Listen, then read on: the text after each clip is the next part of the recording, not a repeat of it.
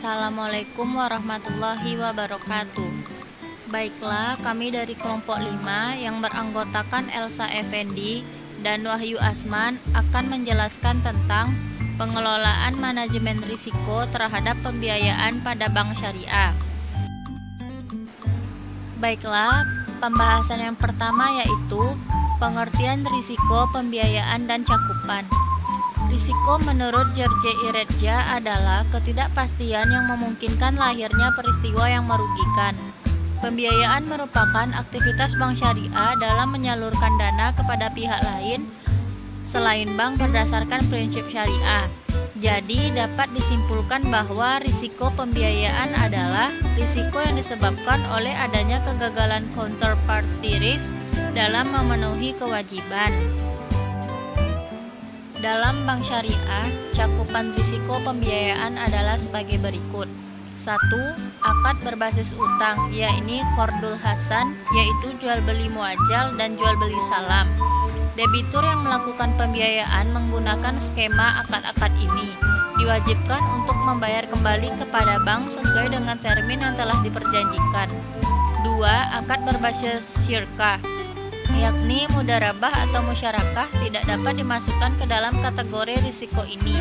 Debitur dalam kedua akad ini tidak diwajibkan untuk mengembalikan modal yang diberikan oleh bank.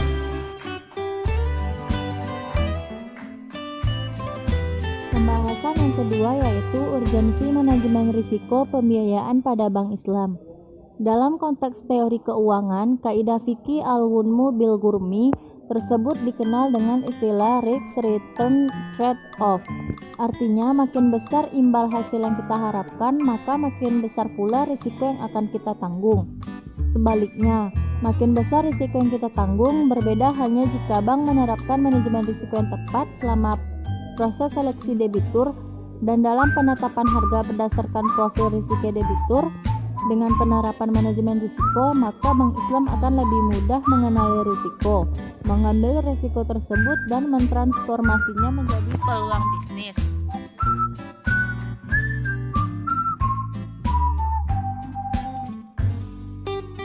Selanjutnya pembahasan yang ketiga, yaitu profil risiko pembiayaan Bank Islam. Profil risiko merupakan penilaian terhadap risiko inheren atau risiko yang melekat pada kegiatan bisnis bank, dan kualitas penerapan manajemen risiko atau mencerminkan penilaian kecukupan sistem pengendali risiko dalam operasional bank. Profil risiko pembiayaan dalam perbankan syariah terkait dengan proses identifikasi, analisis, dan penilaian risiko dalam manajemen risiko.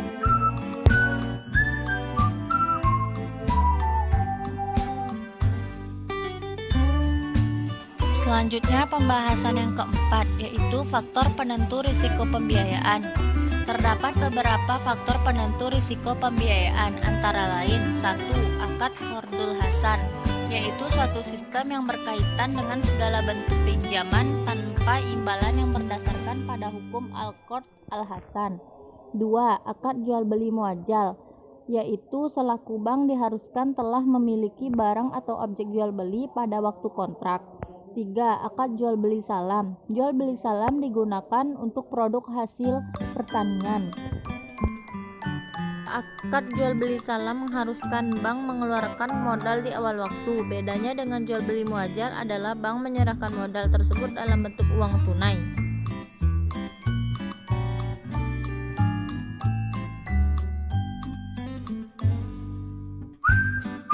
Yang keempat, akad istisna, yaitu pembeli harus membayar penuh harga pada waktu akad jual beli. Bila pengklasifikasian ini digunakan, konsekuensinya adalah istisna harus diperlakukan sebagai jual beli salam. 5. Akad ijaroh.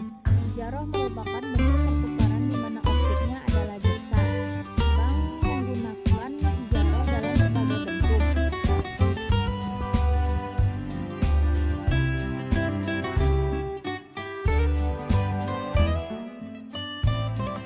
Selanjutnya kita masuk pada pembahasan pembahasan yang terakhir, yaitu pengelolaan risiko pembiayaan. Seperti yang dikemukakan oleh Sultan Remi Syahdeini bahwa analisa pembiayaan diperlukan bank syariah memperoleh keyakinan bahwa pembiayaan yang diberikan dapat dikembalikan oleh nasabah. Pada dasarnya ada dua aspek yang dianalisa. Satu, analisa terhadap kemauan membayar disebut analisa kualitatif. Dua, analisa terhadap kemampuan membayar disebut analisa kuantitatif.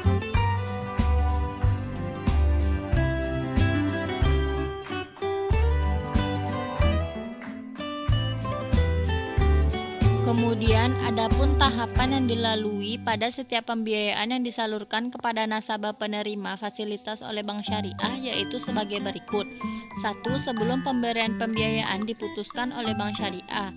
2. Setelah pembiayaan diputuskan oleh bank syariah, maka dilanjutkan dengan pembuatan perjanjian.